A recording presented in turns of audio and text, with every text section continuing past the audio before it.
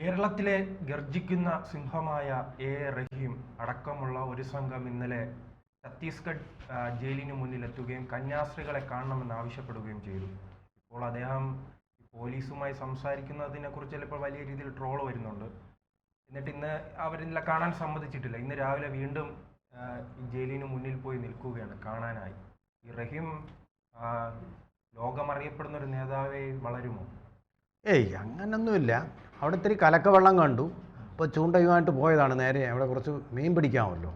മീനെന്ന് പറയുന്നത് കഴിക്കാൻ വേണ്ടിയല്ല, ഇത് വിറ്റ് കാശാക്കാൻ, രാഷ്ട്രീയ ലാഭം ഉണ്ടാക്കാൻ വേണ്ടിയിട്ട്. മീനേ മീനേ മീനേ എന്നിപ്പോൾ വിളിച്ചുകൊണ്ട് നടക്കുകയാണ്. CPM-കാർ മുഴുവൻ നാട് നീളെ വിളിച്ചുകൊണ്ട് നടക്കുകയാണ് ചിലവാക്കാൻ വേണ്ടിയിട്ട്, കച്ചവട ലാഭം ഉണ്ടാക്കാൻ വേണ്ടിയിട്ട്. അത് ഇന്ന് ലാഭം ഉണ്ടാക്കാൻ വേണ്ടിയിട്ട്. പക്ഷേ ചീഞ്ഞു നാറിയ മീനാണിതെന്നുള്ളത് അറിയുന്നില്ല. എല്ലാവർക്കും ഇത് മനസ്സിലായി, ഇതിൻ്റെ തട്ടിപ്പും താപ്പും ഒക്കെ. ഈ റഹീമെ കാശ്മീർ താഴ്വരയിലെ ഇന്ത്യയുടെ സഹോദരങ്ങളെ കൊന്നു തള്ളിയപ്പോൾ ഒരു തവണയെങ്കിലും കാശ്മീർ ഒന്ന് സന്ദർശിച്ചിട്ടുണ്ടോ? ഇവിടെ കന്യാസ്ത്രീകളെ ആരും കൊന്നിട്ടില്ല. ചാക്കിൽ കെട്ടി കിണറ്റിൽ തൂക്കിയതുപോലെ, നമ്മുടെ സജീവോത്തമപുരം എന്ന് പറയുന്ന കുറിച്ചിയിൽ നടന്നതുപോലെ, ഹോമിയോ മെഡിക്കൽ കോളേജിൽ നടന്നതുപോലെ ഒന്നും നടന്നിട്ടില്ലല്ലോ ഇവിടെ. അങ്ങനെയുള്ള ഒരു കൊലപാതകം ഒറീസയിൽ നടന്ന പോലെ, ഗ്രഹാം സ്റ്റെയിൻസിൻ്റെ കൊലപാതകം പോലെ വല്ലതും നടന്നു? ഒന്നുമില്ല. സംശയത്തിന് ആസ്പദമായ സാഹചര്യത്തിൽ കണ്ടെത്തിയതിൻ്റെ പേരിൽ മൊഴി, പെൺകുട്ടികളുടെ മൊഴിയുടെയും ചോദ്യം ചെയ്യലിനെ തുടർന്നുണ്ടായ അവരുടെ മൊഴി നൽകിയത് പെൺകുട്ടി തന്നെ മജിസ്ട്രേറ്റിന് നൽകിയ മൊഴി, രഹസ്യമൊഴി. അതിൻ്റെ അടിസ്ഥാനം പോലീസിനോട് പീഡിപ്പിച്ചൊന്നും ഉണ്ടാക്കിയ തെളിവുകളല്ല. ആ തെളിവുകളുടെ അടിസ്ഥാനത്തിൽ എടുത്ത കേസുകളാണ്. ഇതിൽ സിസ്റ്റർമാർ നിരപരാധികളാണെന്ന് കത്തോലിക്ക സഭ അങ്ങ് തീരുമാനിക്കുന്നു. പക്ഷേ കാത്തോലിക്ക സഭയല്ല ഈ രാജ്യത്തെ കോടതി എന്ന് പറയുന്നത്. കോടതി വേറെയുണ്ട്, നടപടിക്രമങ്ങളുണ്ട്. അതനുസരിച്ചാണ്. എനിക്ക് തോന്നുന്നില്ല കാത്തോലിക് സഭ എന്ന് പറയുന്ന ഒരു ശരീഅത്ത് കോടതിയാണെന്ന് ഞാൻ കരുതുന്നില്ല. അങ്ങനെ അവർക്കും വിശ്വാസം ഉണ്ടാവാൻ സാധ്യതയില്ല. പിന്നെ ഈ ബഹളം വയ്ക്കുന്നത് എന്തിനാ? തെറ്റ് ചെയ്തിട്ടില്ലെങ്കിൽ അവർ കുറ്റവിമുക്തരാവും, പുറത്തിറങ്ങുക തന്നെ. എന്തിനാണ് ഈ പേടി? എന്തിനാണ് ഈ വെപ്രാളം പിടിക്കുന്നത്? ഇപ്പോൾ CPM-നെ കൊണ്ട് അത് മുതലെടുപ്പിക്കാൻ ശ്രമിക്കുക. ഒരു കുന്തവും സംഭവിക്കില്ല. CPM കീഴ്മേൽ മറിഞ്ഞു കഴിഞ്ഞാലും ശരി, കുന്തവും സംഭവിക്കില്ല. നിങ്ങൾ നോക്കൂ, ഛത്തീസ്ഗഡിലെ പ്രതിപക്ഷ നേതാവ് ഒരു ക്രിസ്ത്യാനിയാണ്. ഛത്തീസ്ഗഡിലെ ഹേമന്ത് സാഗർ എന്ന മറ്റാണ് പേര് ശരിയായിട്ട് എനിക്കറിയില്ല. പ്രേക്ഷകർക്ക് വിട്ടു നൽകുന്നു, കാരണം നമ്മളെക്കാൾ വിവരമുള്ള പ്രേക്ഷകരുണ്ട്. പ്രതിപക്ഷ ഹേമന്ത് സാഗർ അല്ലേ, ഹേമന്ത് സോറൻ, ക്ഷമിക്കണം, ഞാനത് പഠിച്ചിട്ടില്ല, അതുകൊണ്ടാണ് എനിക്ക് തെറ്റുപറ്റി, ക്ഷമാപണമുണ്ട്. അപ്പോൾ അത് ഹേമന്ത് സോറൻ എന്ന് പറയുന്ന പ്രതിപക്ഷ നേതാവ് ഇതുവരെ ഒരക്ഷരം അണിഞ്ഞിട്ടുണ്ടോ? കേസിൻ്റെ പിന്നാലെ പോയിട്ടുണ്ടോ? നിങ്ങൾ ആലോചിച്ചിട്ടുണ്ടോ അതെന്തുകൊണ്ടാണെന്ന്? കാരണം അദ്ദേഹത്തിനറിയാം, ആ സംസ്ഥാനത്തിന് അദ്ദേഹം ഒരു തെരഞ്ഞെടുപ്പിന് ജയിക്കണമെങ്കിൽ ഇതിന് പുറകെ പോയി കഴിഞ്ഞാൽ തോറ്റു തുന്നം പാടും, കെട്ടിവെച്ച തുക പോകും. കാരണം ആ സംസ്ഥാനം നേടുന്ന ഒരു ജീവൽ പ്രശ്നമാണിത്.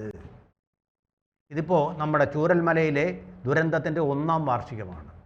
ചൂരൽമലയിലേക്ക് ഒന്നും കൊടുക്കണ്ട എന്ന് ആരെങ്കിലും പറഞ്ഞു കഴിഞ്ഞാൽ ആ രാഷ്ട്രീയ നേതാവിന് പിന്നെ തെരഞ്ഞെടുപ്പിലൊന്ന് ജയിക്കാൻ പറ്റും. അതുപോലൊരവസ്ഥയിലാണ് കോൺഗ്രസിൻ്റെ പ്രതിപക്ഷ നേതാവിടെ പോട്ടെ ലോക്സഭയിലുണ്ടായിരുന്ന. അത് മറ്റൊരു കാര്യമാണ് അല്ലേ?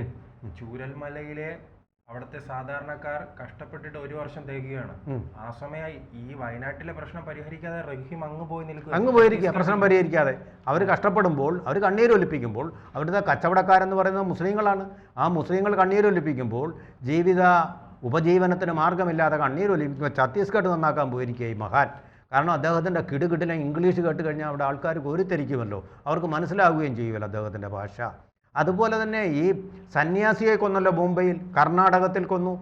അവർ പീഡിപ്പിക്കപ്പെട്ടപ്പോൾ അദ്ദേഹം അങ്ങോട്ട് പോയി. പീഡിപ്പിക്കപ്പെട്ടപ്പോൾ, കേസ് വന്നപ്പോഴല്ല, ഇത് കോടതി എടുത്ത കേസിന് മീതെ. എന്നാൽ നിങ്ങളൊരു കാര്യം ചെയ്യുക റഹീമെ, നിങ്ങളുടെ ഒരു ശരീഅത്ത് കോടതി അവിടെ അങ്ങ് സ്ഥാപിച്ച് ഇവരെ കുറ്റവിമുക്തരാണെന്ന് അങ്ങ് പ്രഖ്യാപിക്കേ. നിങ്ങളങ്ങ് തീരുമാനിച്ചു. അതാണോ നിങ്ങൾ ഭരണഘടന എപ്പോഴും ഉയർത്തിപ്പിടിക്കുന്നതിന് വേണ്ടിയിട്ടാണോ? നിയമവാഴ്ചയുള്ള സംസ്ഥാനത്തിൽ നിങ്ങളെന്തിനാ ഈ നാടകം കളിക്കുന്നത്? നിങ്ങൾക്കറിയാം നക്സൽ ബാധിത മേഖലയാണ്. ഇതുവരെ ഒരൊറ്റ ഗവൺമെൻറ്റിനും കഴിഞ്ഞിട്ടില്ല റെഡ് കോറിഡോറിനെ ഇല്ലാതാക്കാൻ. അങ്ങനെയുള്ള സ്ഥലമാണ്. ആ സ്ഥലത്തേക്കാണ് നിങ്ങൾ പോയിരിക്കുന്നത് ധൈര്യസമേതം. ആ സ്ഥലത്ത് ഓഫീസുകൾ ഈ നക്സലൈറ്റുകളെ പേടിച്ച് 3 മണിക്കടയ്ക്കും. 3 മണിക്കടയ്ക്കും. വിചാരണ കോടതിയുടെ സ്ഥലത്ത് 3 മണിക്ക് ഓഫീസുകൾ അടയ്ക്കുന്ന സ്ഥലത്താണ് നിങ്ങൾ പോയിരിക്കുന്നത്. അപ്പോൾ 3 മണി കഴിഞ്ഞ് നിങ്ങൾ മനഃപൂർവ്വം ചെന്നു എന്നിട്ട് അനുവാദം ചോദിക്കുക കാണാൻ. ആ സമയത്ത് ക്ലോസ് ചെയ്യുക. അത് വേറൊരു രാഷ്ട്രീയമാക്കാൻ. കലക്കവെള്ളത്തിലെ മീൻപിടുത്തം തന്നെയാണ്, നഗ്നമായിട്ടുള്ള വർഗീയത തന്നെയാണ് നിങ്ങൾ കൊണ്ടാടുന്നത്. ഇതിനാണ് വർഗീയത എന്ന് പറയുന്നത്. RSS അല്ല വർഗീയത, നിങ്ങളുടെ ഈ നിലപാടുകൾ, സെലക്റ്റീവായിട്ടുള്ള ഇടപെടലുകൾ. കാശ്മീരിൽ കൊന്നു തള്ളിയപ്പോൾ ഒരു വാക്ക് നിങ്ങൾ പാർലമെൻറ്റിൽ പറഞ്ഞില്ല, ഇംഗ്ലീഷിലും പറഞ്ഞില്ല, മലയാളത്തിലും പറഞ്ഞില്ല. തള്ളിക്കൊണ്ടിരുന്നപ്പോൾ പഹൽഗാമിനെ കുറിച്ചൊരു വാക്ക് നിങ്ങൾ വ്യക്തമായിട്ട് പാർലമെൻറ്റിൽ പറഞ്ഞിട്ടുണ്ടോ? ഗവൺമെൻറ്റിനെ കുറ്റപ്പെടുത്താനല്ലാതെ തീവ്രവാദികളെ കുറ്റപ്പെടുത്തിയ ഒരു വാക്ക് നിങ്ങൾ പറഞ്ഞിട്ടുണ്ടോ? പറയില്ല. അതിന് കാരണം ഞങ്ങൾക്കറിയാം, ഇന്ത്യയിലെ ജനങ്ങൾക്കത് സുബോധ്യമുണ്ട്. സഹിക്കാൻ വയ്യാതെ വന്നു കഴിഞ്ഞപ്പോഴാണ് ഓപ്പറേഷൻ സിന്ദൂർ നടത്തിയത്. അതുകൊണ്ടാണ് മോദിയെ അവർ ബഹുമാനിക്കുന്നത്. തീവ്രവാദികളിൽ നിന്ന് രാജ്യത്തിന് സുരക്ഷ നൽകുക എന്നുള്ള ഉത്തരവാദിത്വം അദ്ദേഹം ചുമതലയേറ്റു. ആ ചുമതലയേറ്റിയത് മുതൽ നടപ്പാക്കി വരുന്നു. അദ്ദേഹത്തിൻ്റെയും ഇന്ത്യയുടെയും ശക്തിക്ക് അനുസരണമാമിതം അത് 100% വിജയമാണ്. നിങ്ങൾക്കത് സഹിക്കുന്നില്ല. അതിനാണ് കന്യാസ്ത്രീമാരെ അറസ്റ്റ് ചെയ്തു. അവർ നിയമത്തിൽ പഴുതിൽ കൂടി കടക്കേണ്ടതുണ്ട് എന്നൊരു കാര്യം കൊണ്ട് അവിടെ പോയി. അവർ തെറ്റ് ചെയ്തിട്ടില്ലെങ്കിൽ അവർക്ക് നീതി കിട്ടും. അവരോട് യാതൊരു പകയുമില്ല അവിടെ. പക്ഷേ ഇതിനകത്തൊരു മനുഷ്യക്കടത്ത് നടന്നിട്ടുണ്ടെങ്കിൽ വെറുതെ വിടണമെന്നാണോ നിങ്ങൾ പറയുന്നത്? റഹീം അത് വ്യക്തമാക്കണം.